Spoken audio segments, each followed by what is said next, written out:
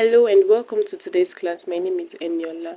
Okay, we are looking at how to add and open a PLP project on the Pixellab app. So the first thing that we're going to do is go to the app.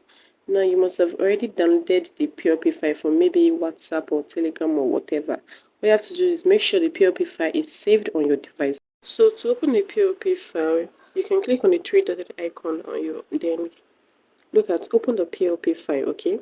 When you click on it, it takes you here. Then you click on the PLP. Yes, now this is where you save. This is where you can find your PLP project. If you look down where you see text effect.plp is my own project. So I'm just going to look for a project from Telegram.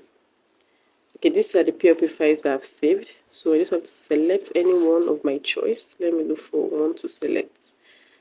Alright. Okay, so when you want to do it, you click on open and add. If you click on open only, it is not going to work. It's just going to, open then disappear. So it has to be open and add. Okay, so now look at it. You can move it anyhow you want. You can adjust it. It's editable. You can, go over to layers, change the colors. Even the part where you see add a logo, you can add a logo. You can change the color. Like, okay, let me change your color now.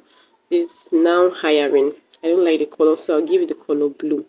Alright, so that's basically everything you need to know about importing and adding a PLP file into the Pixellab. So thank you very much for watching this video. Till we meet again. Have a nice day. Bye.